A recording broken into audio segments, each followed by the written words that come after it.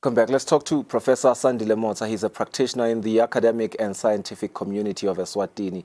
He's also a founding member of the Kingdom of Eswatini Academy of Sciences and currently serves as the Dean of the Faculty of Science and Engineering at the University of Eswatini. He also is the author of the insightful AI Corner column, which is Artificial Intelligence Corner, published every Sunday in the Eswatini Observer.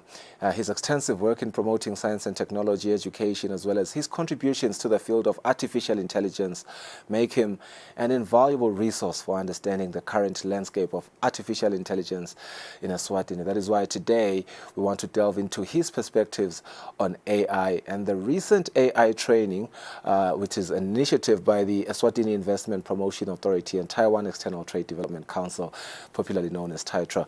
Mvulane, a very good afternoon to you. Welcome to the program. Maybe before I ask you your sentiments on the Artificial Intelligence Initiative by Eswatini Investment Promotion Authority and the Taiwanese group, let's lay the foundation by just defining what artificial intelligence is. Yeah, good afternoon, Sviso, and good afternoon to your viewers. I think it's important to start by unpacking what artificial intelligence is. It is a broad field, first of all. That's the first thing that must be understood, that has been in existence for a very long time. It dates back decades, probably back maybe 50 years, Wow. That's how far back, it goes. I didn't know that. Yeah, so what is really new, like over the years, we've seen different forms of artificial intelligence. You've been using it daily, in your, as long as you use Facebook, you use Google, Right. you use Google Maps, you use SwiftKey. When you're typing, it predicts what you're likely to come next. That's Okay, artificial intelligence. So in layman terms, artificial intelligence simply means any system that mimics human intelligence. Yeah. So what has taken the world by storm is a new type of artificial intelligence called generative artificial intelligence. So that is what we are talking about. I believe even in the training that you referred to, Yeah. that is what they were talking about. Yeah, and indeed, I think the center around that particular initiative by APA and the Taiwanese group was, how much it has also taken by storm the field of marketing. And we know how important marketing is for any business. In fact, it's probably one of the most important things for any business. But now, as other economies are progressing, it looks like their marketing department hinge on artificial intelligence, but they've done their own research, not so much in Eswatini. A lot of our businesses haven't caught up with what the world is doing. So with somebody who is, really, really keen on AI and continues to educate us about AI, how important was this step by APA and Taiwan to capacitate our MSMEs in Eswatini to really look into AI in their marketing? Yeah, what generative AI has brought is, it has, they often say, democratized artificial intelligence. Whereas previously, it was the exclusive, preserve of those who are highly skilled, researchers, academics, and scientists. But now it has been brought to the masses, which means that anyone, even with limited skills, can be able to use it. So for SMEs and businesses, what that basically means is that you don't have to be a marketing specialist or to have special marketing skills to be able to use generative artificial intelligence. Yeah. So such trainings are important in creating awareness and capacitating the businesses and society about the potential benefits of this technology. Speaking of those potential benefits, I am forced to be a little skeptical, as just somebody. I'm just a layman, and one of my journalistic range allows me to want to ask some of the potential dangers, as we juxtapose it with the potential benefits that you've alluded to. If it's going to democratize everything, I myself as a journalist could probably learn about generative AI and maybe be given that position to help a business with their marketing. But aren't there challenges in terms of, mishaps or loopholes or blurred lines where I could probably miss certain important aspects that somebody that has studied it would have not missed, maybe? Yeah, just like any technology, when it's coming to the scene, there will be concerns. So that's why the awareness is important. And also to use it effectively, there must be a bit of training on how to use it, what sort of information you should feed into it. So issues of, say, data privacy become very important.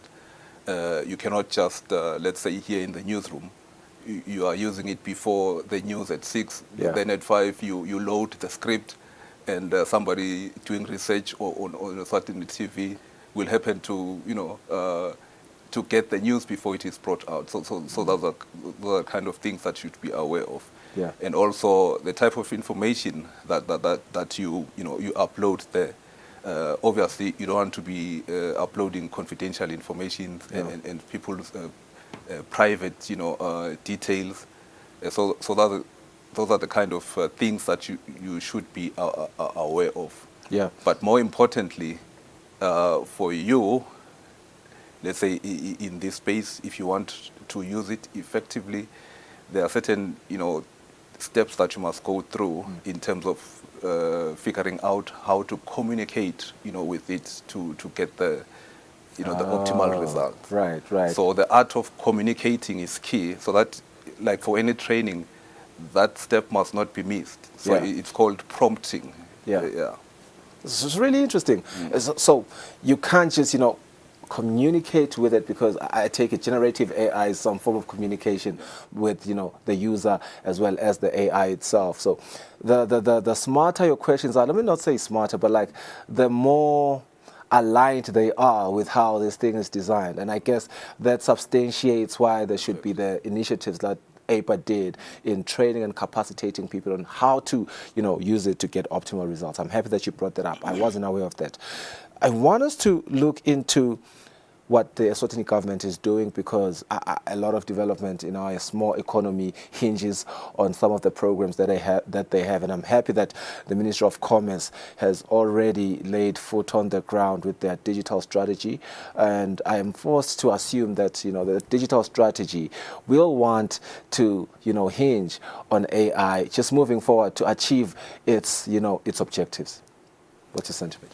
Yeah, I think from a policy perspective, there is need to look at our current policies to check if they cover the new things that artificial intelligence is bringing. Yeah. We might have, let's say, a digital strategy, but does it cover artificial intelligence, which is new? Yeah. By the way, the artificial intelligence, the generative type that we're talking about, is not even 1.5 years old. Okay. Yeah, it first came to the scene like in November 2022.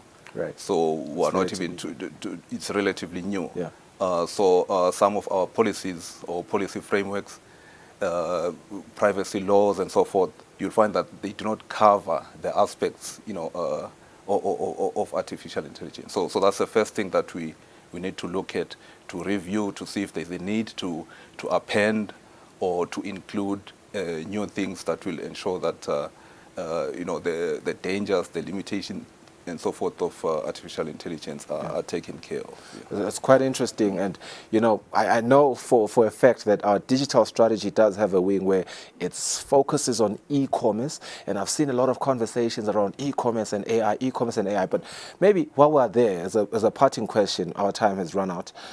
What advice would you want to give to businesses in Eswatini looking to co-opting AI, just outside of the fact that they need to really learn how to communicate with it to get optimal results? I think because this is an evolving, technology, just monitor, the capabilities, the features, and see where you can use it. Identify the use cases that will bring value to your business. You don't want to jump into it for the sake of jumping. So there must be some specific use cases which will then add value to your business. Mr. Motsa, thank you so much for joining us on the program. Afraid we've run out of time, but your insights have been very, very invaluable for a lot of businesses that indeed watch our show, as it is a show that really focuses mostly on the business landscape of Eswatini, and it's going to stay on YouTube and of course on some of our digital platforms.